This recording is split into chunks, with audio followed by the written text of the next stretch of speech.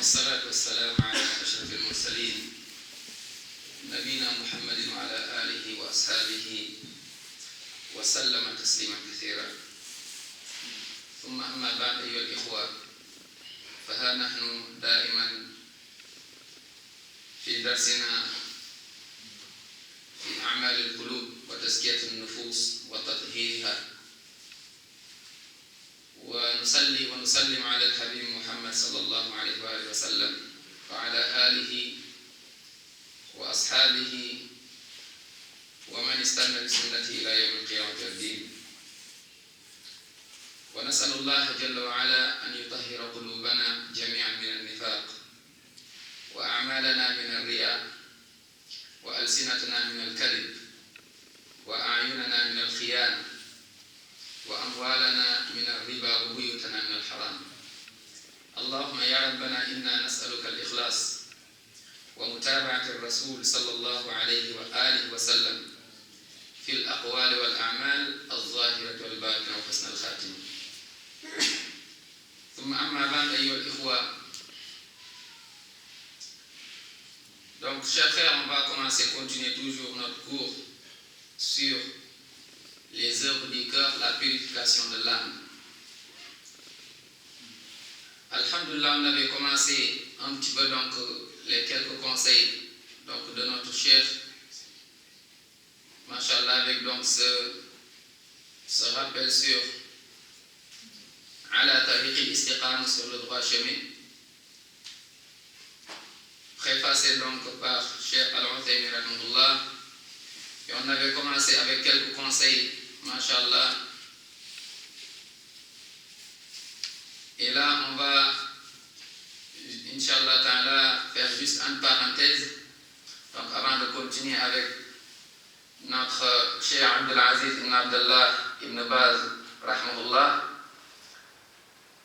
quelques conseils qu'il avait donnés donc à la Oumma. Aujourd'hui, on va voir, Inch'Allah Ta'ala, un point aussi essentiel, à savoir la bonté envers les parents. C'est des fois un sujet qu'on néglige.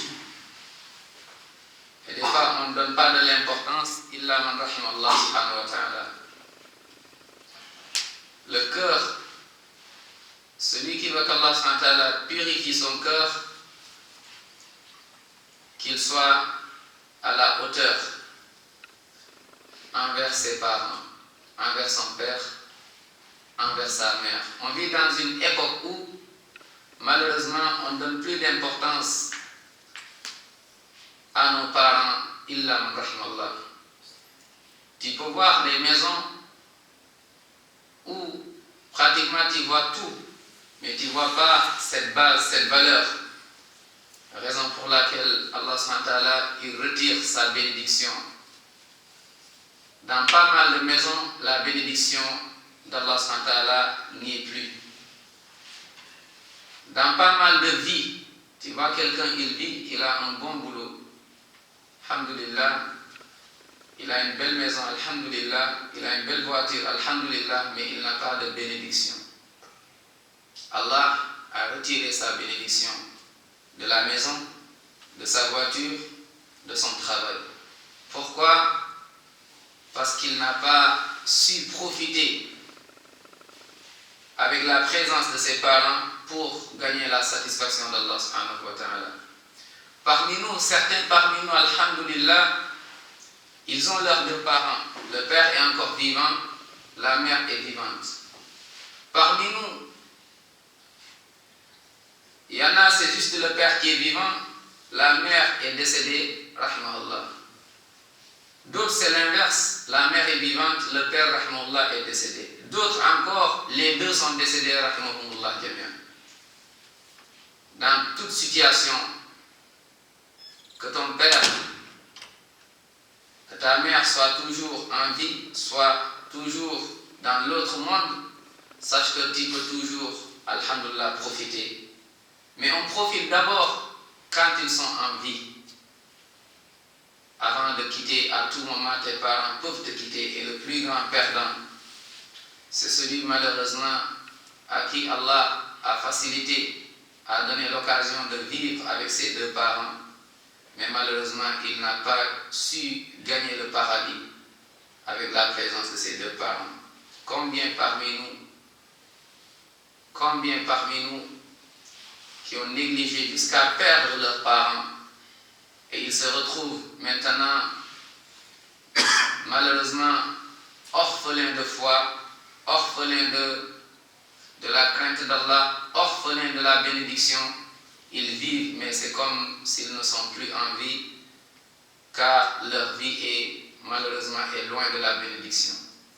Combien de fois on voit une personne qui, subhanallah, qui oublie tout ce voyage avec ses parents, le père qui a cherché, qui s'est fatigué, qui se reposait peu pour subvenir à tes besoins, il a construit une maison, alhamdulillah, tu es né, mais tu es né riche, tu es né, alhamdulillah, protégé, masha'Allah, mais combien aussi ont oublié tout cela. Aujourd'hui, qui se comportent mal envers leur père ou bien envers leur mère. Donc ce rappel vraiment est important pour nous tous. Profite. Tes parents sont vivants, profite, le paradis est devant toi. Et on va le voir avec as-salafus salih, les pieux, comment ils se comportaient envers leurs parents. Et on voit comment le père qui s'est fatigué, alhamdulillah, aujourd'hui tu as grandi et tu es devenu ingrat envers lui. Ingrat envers ton père, avec ton comportement, avec tes paroles, et même dans ta prière, tu ne penses même pas à ton père. Combien sont ingrats envers leur mère? Combien de mois? La souffrance, les contractions, on va le voir, ces exemples avec les pieux qui ont compris l'islam. Car eux, ils ont pris tout en islam. Pas comme nous, illa man rahimallah, on prend la prière, tu vois le frère qui est jeune, la soeur qui est jeune, qui prie, mashallah, mais il est encore très très très loin de la bénédiction d'Allah, de la miséricorde d'Allah. Pourquoi? Parce que tout simplement, il a oublié ces deux portes-là du paradis. Combien parmi nous ont préféré quitter leurs parents avec un mauvais comportement? Combien parmi nous ont mis leurs épouses au-dessus encore de leurs parents? Combien parmi nous ont rejeté leur père et mère parce qu'il y a un problème avec sa femme et donc il a choisi sa femme et il n'a pas su gérer, il a rejeté ses deux parents? Combien parmi nous, la mère qui t'a mis dans son ventre,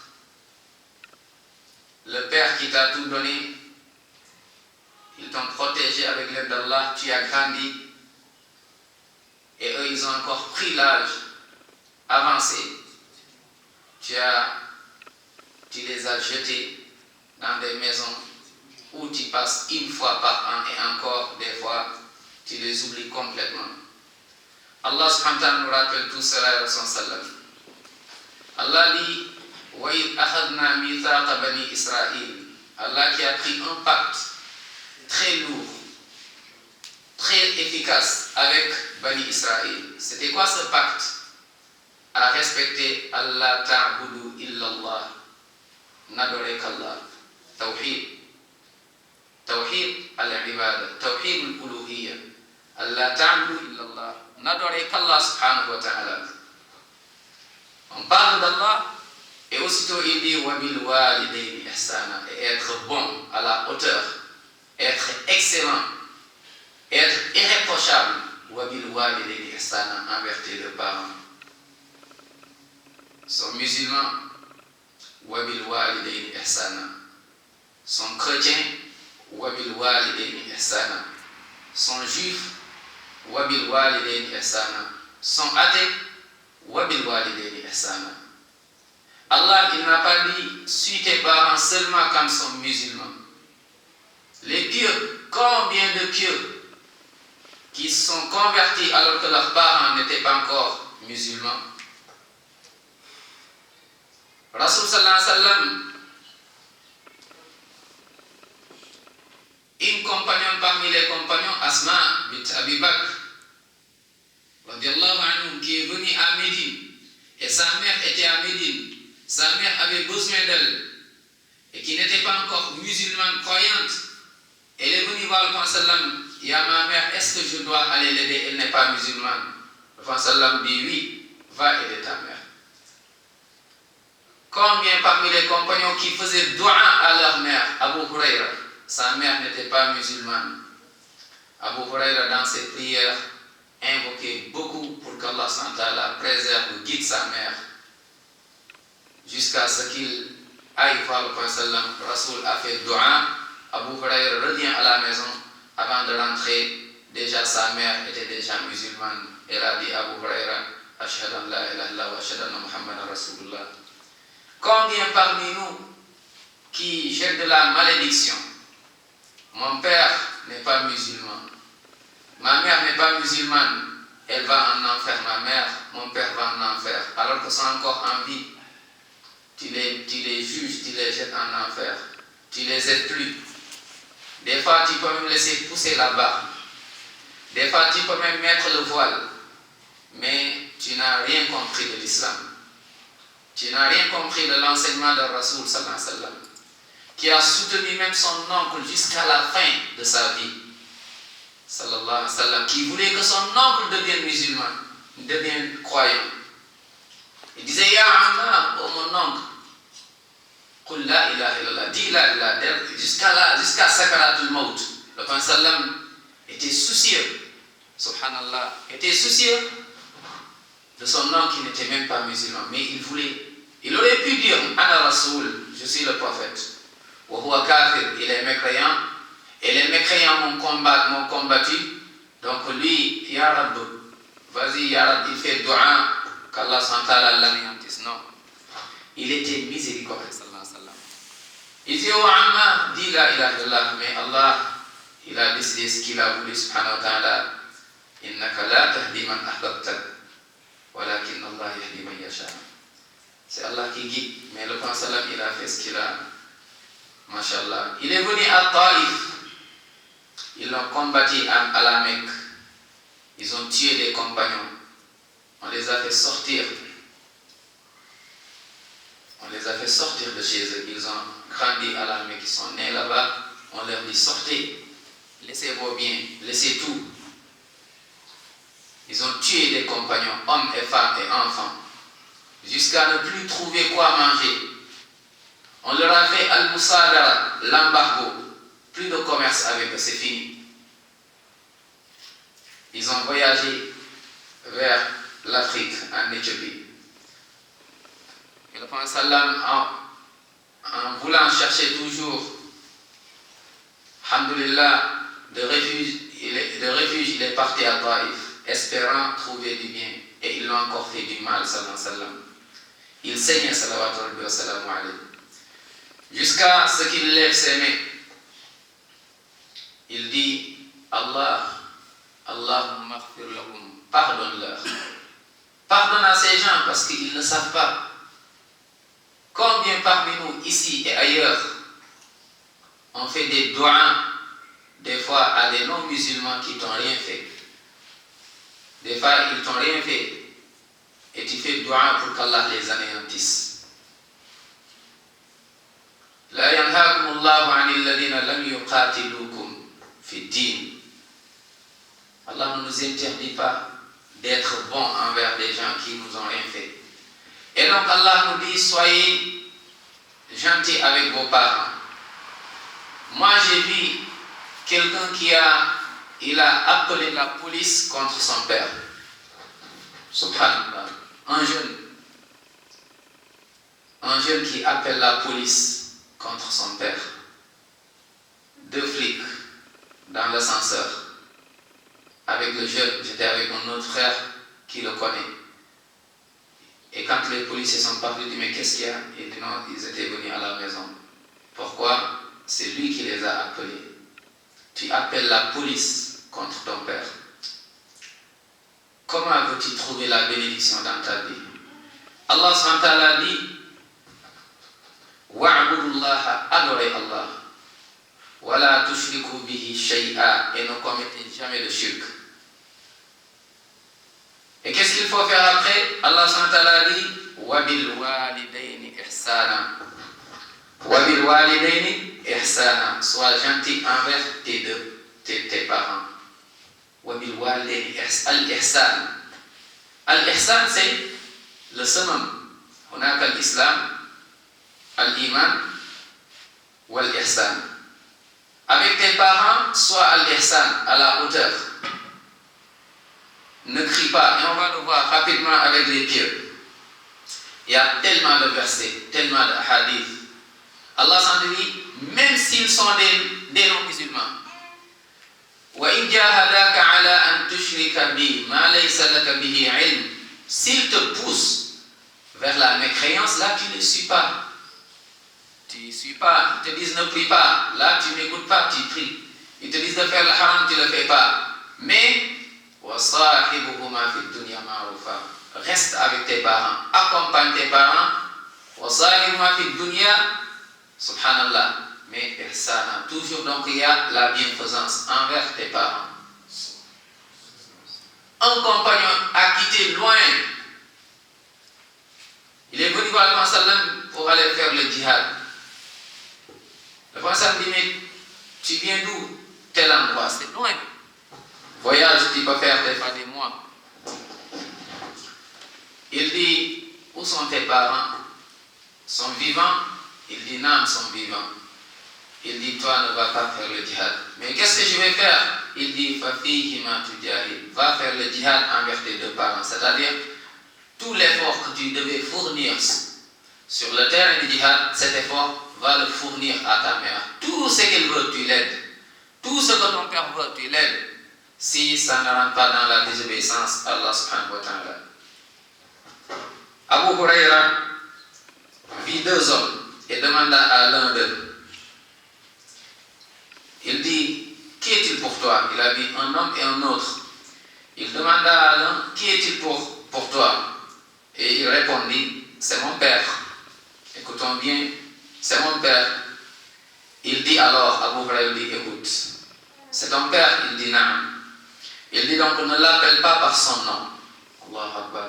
Ton père, ne l'appelle pas par son nom, ne marche pas devant lui et ne t'assieds pas avant lui. Allahu Akbar. Où en sommes-nous avec ces comportements? Nous, on aime bien des fois parler, faire ce qu'on appelle des fois des prétentions. Masha'Allah, c'est des paroles. Comme disait Ibrahim ibn Adham, on prétend beaucoup. Quand il est venu à Basra, en Irak, les gens sont réunis autour de lui. Ils sont pleins. Pourquoi nous on demande à Allah, mais on dirait qu'il ne répond pas? Il dit parce que vos cœurs, vos cœurs sont morts à cause de 10 choses. Il dit parmi ces 10 choses, il dit vous, subhanallah, écoutons bien. Il dit parce que vos cœurs sont morts. Vous êtes là, tu pries mais ton cœur est mort. Tu jeûnes mais ton cœur est mort. Parce que toujours la prière, ton cœur n'a pas prié, n'a pas jeûné. Il y a un blocage. Il faut débloquer le cœur. Il faut le débloquer. Le péché bloque le cœur. Et taqwa, tawba, la crainte d'Allah débloque un cœur qui est bloqué. Il dit parce que vos cœurs sont morts à cause de 10 choses. Il dit annakum, vous. Il dit vous. Naam. Za'amtum hubballahi. Vous dites que vous aimez Allah. Mais malheureusement, ce que vous faites montre que vous n'aimez pas Allah subhanahu wa ta'ala. Naam. Il dit pourquoi? Parce que vous prétendez, vous dites également que vous n'aimez pas Shaitan, mais vos œuvres, ce sont les œuvres de Shaitan. Il dit, vous lisez le Coran, mais le Coran ne pénètre pas vos cœurs. Vous ne méditez pas. Annakum qara'tumul Qur'an wa lam ta'malu bihi wa lam tatadabbaru bihi. Mais vous n'avez pas médité encore. Le Coran n'a pas pénétré le cœur. Il dit annakum vous akaltum ni'matallahi wa lam tashkuru lah. Vous mangez les bienfaits d'Allah, mais vous remerciez pas Allah subhanahu wa ta'ala, vous êtes ingrat. Il dit qultum anna al-jannata haqq. Vous avez dit que le paradis existe, est vrai. Wa lam ta'malu laha, et vous n'avez pas travaillé pour y aller. Qultum anna an-nara haqq.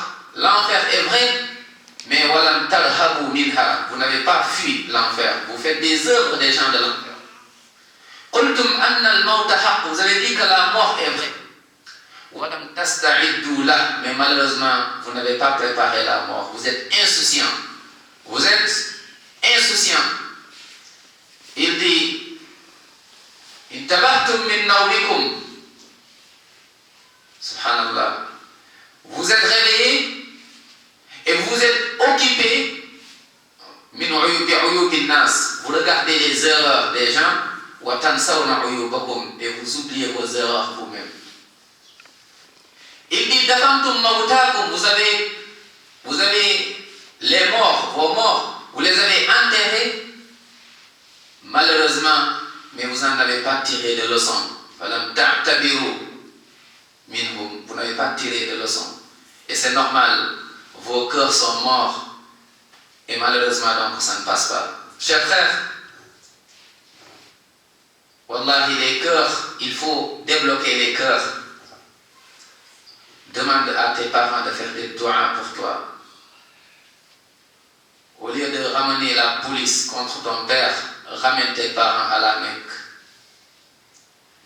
Va vers ton père, dis-lui de te faire des doigts tous les jours. Va voir ton père et ta mère tous les jours. On va le voir avec ceux qui ont compris l'islam, pas nous nos prétentions. La chose la plus facile, c'est la prétention, c'est parler. Mais il faut œuvrer.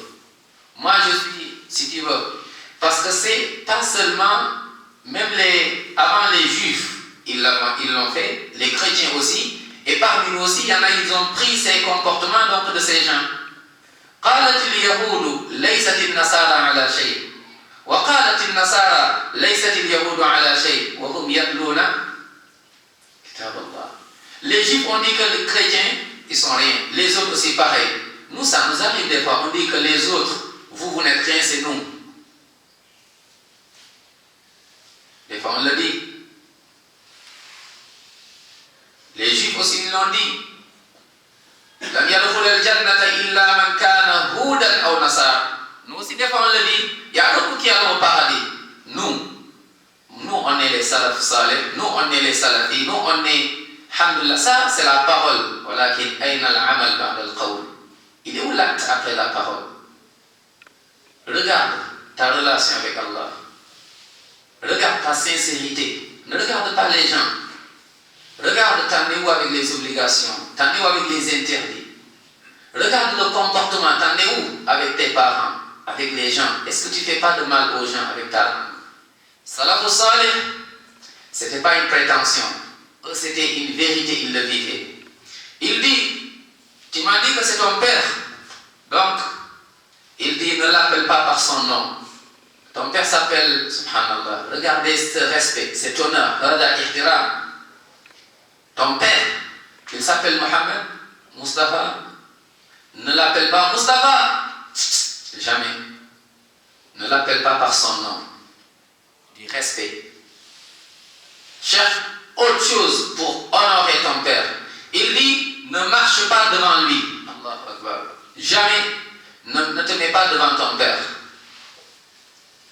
Il dit, avant de s'asseoir, ne sois pas le premier aussi à t'asseoir.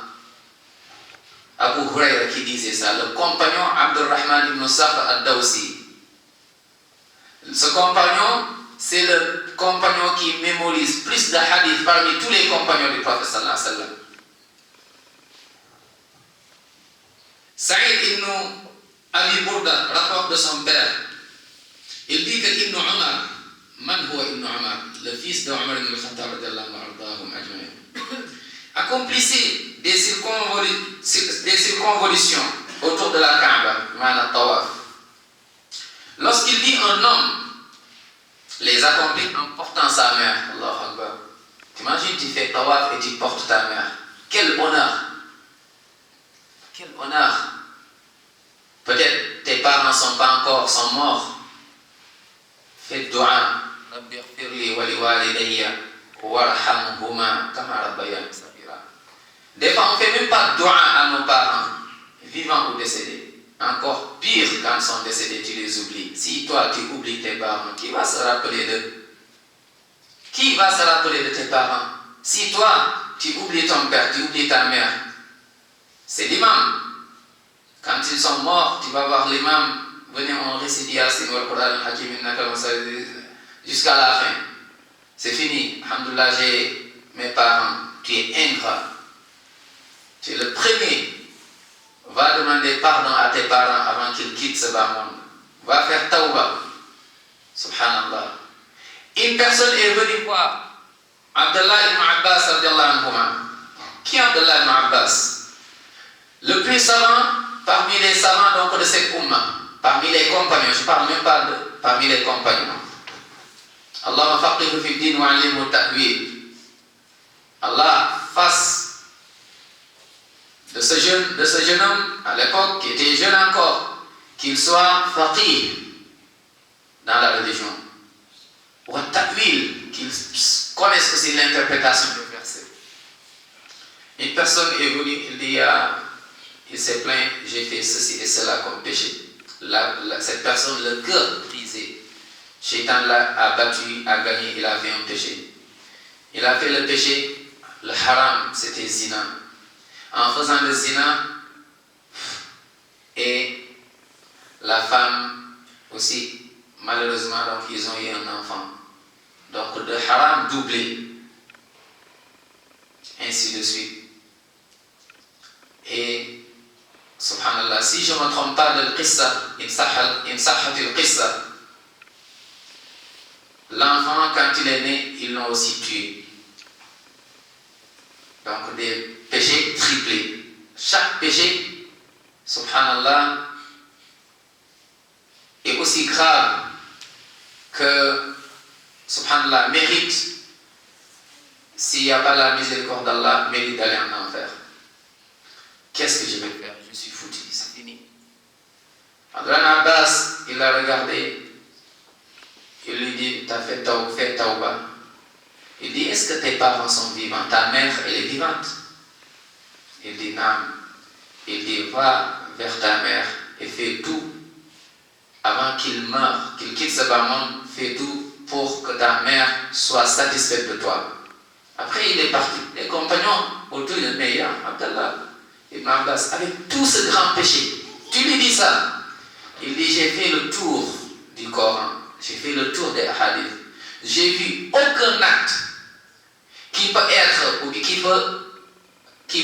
au-dessus de ce péché. En fait, qui peut effacer ce péché si ce n'est la bonté envers ses parents. Avec ce grave péché, il dit, retourne voir tes parents. Il est où le compagnon? En parenthèse, il n'a pas vu le prophète sallam, mais après il a vu qu'à l'époque du prophète sallam. Vous imaginez, on te dit, le prophète sallam est là, mais tu ne l'as pas vu.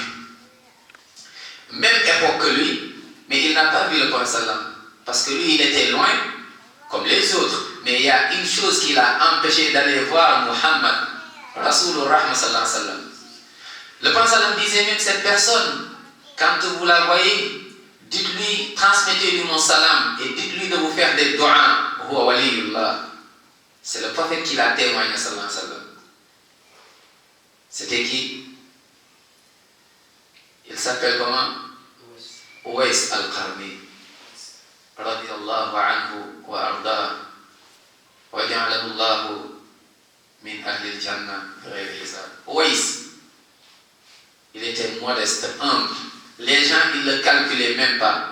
Omar, il a fait le tour pour voir qui, man huwa Uwais. Quand il a vu Uwais, il est venu à Yémen. Il dit, mais il est où un tel? Amir al-Mu'minin, Omar ibn al-Khattab.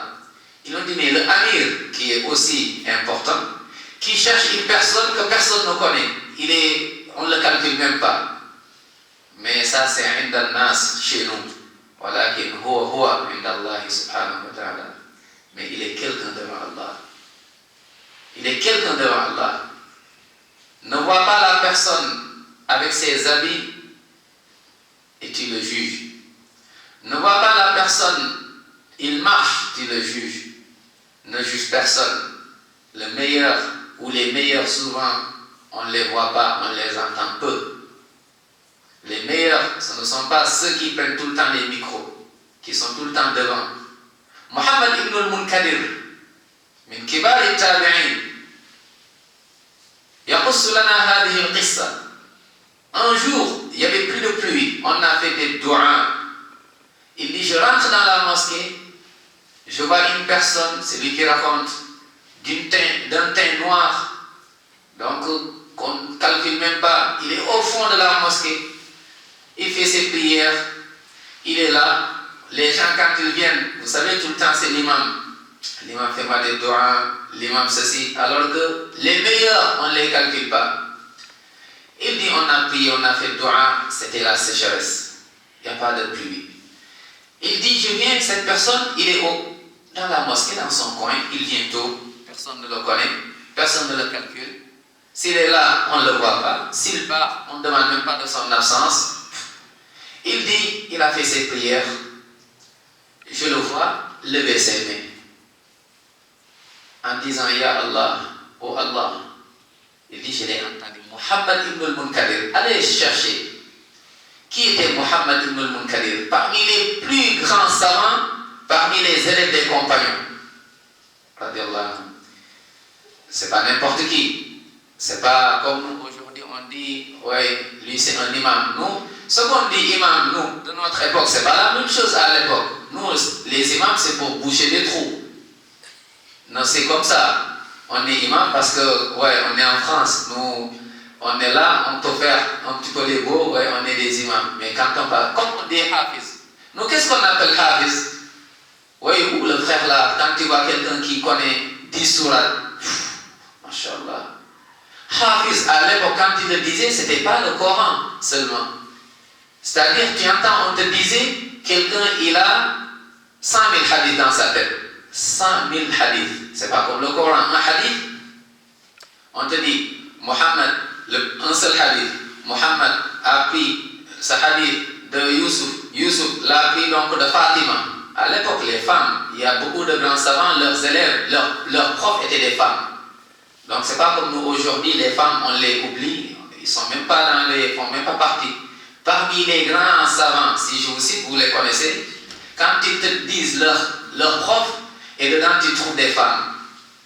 Ibn Hajar al-Asqalani, Ibn Asakir, Al-Zahabi, c'est des tels. Leurs profs, ce qui leur ont donné des hadiths, c'était des femmes, il y avait des femmes. C'est pas comme nos femmes d'aujourd'hui. Juste tu mets le voile, c'est fini. Pour toi, tu as tout, Masha'Allah. Oui, non. Faut pas que ces choses, Shaitan est malin, que ces choses nous trompent. Faut pas que l'apparence nous trompe. Il faut le travail. Il faut du travail. Quand il disait Hafiz, Bukhari est parti dans une grande ville. Bukhari, rahimahullah. On connaît bien Bukhari, comment, Masha'Allah, qui a enseigné, il raconte qu'il a enseigné à son fils 100 000 hadiths. Son fils a tout mémorisé. Il dit c'est bien, viens maintenant, je t'apprends le hadith. Tout ça c'était des hadiths da'if qui ne comptent pas. Viens maintenant, on fait le hadith. 100 000, ça c'est juste si jamais tu entends quelqu'un, sache que c'est des mauvais hadiths, c'est pas des bons. Viens maintenant, on a 100 000. Nos frères, même sallallahu alayhi wa sallam, même Rasoul sallallahu alayhi wa sallam, on ne prie même pas sur le prophète sallallahu alayhi wa sallam. Qu'Allah nous pardonne. Ils ont dit, mais c'est celui-là le Hafiz. Hafiz, quelqu'un qui a la tête d'un océan. Il y a tout dedans, toutes sortes de poissons. Ils ont dit, oui, c'est Bukhari. Ils ont dit, amenez-le. 10 personnes. Chaque personne raconte 10 hadiths. Écoutez bien. Par exemple, Mehdi, il vient, il dit Bukhari vient. Il dit, ok, Ana, qala sallam. Un tel, Moussa a pris le hadith donc de Mustapha, Mustapha l'a pris donc de Yankoub, Yankoub l'a pris de Joseph, Joseph l'a pris de... Ici par exemple 20 personnes, exemple, après il dit le prophète sallam a dit, Bukhari dit non, je ne connais pas ce hadith. Dit une personne, il a cité 10 hadiths. Et une autre personne 10 hadiths. En tout, ça fait combien de hadiths? Ça fait 100. Bukhari dit non, je ne connais pas. Ils ont dit, c'est celui-là, les gens autour, Al-Awam, ils ont dit, c'est celui-là que vous dites que c'est un hafiz. C'est une déception. Bukhari, il ne connaît même pas ces 100 hadiths. Il dit, en fait, ils ont mélangé. Au lieu de dire Muhammad l'a pris de Mustapha, ils ont mis Mustapha avant Muhammad. Mais lui, il a tout décortiqué, hadith par hadith. Et il a ramené les 100 hadiths. Ils ont dit, effectivement, toi, tu es un hafiz. Non, ça c'est hafiz. Muhammad ibn al-Munkadir, il dit, cette personne lève sa main. Il dit, Allah, ça c'est al-yaqin billah. Qu'Allah me donne al-yaqin. Al-yaqin, la certitude, c'est pas parce que tu as mémorisé le Coran, tu connais, c'est le cœur, sois sincère avec Allah. Évite les péchés, sois sincère avec Allah, sur Rasul sallam, dans chaque situation, juste 2 rakats va résoudre ta situation. Il dit, Ya Allah, tes serviteurs t'ont demandé de la pluie et tu ne leur as pas donné. Et j'insiste, Ya Rabbi, donne-nous la pluie. Il dit, je regarde là, je dis, mais qui est celui-là qui ose parler ainsi à Allah, Muhammad ibn al-Munkadir?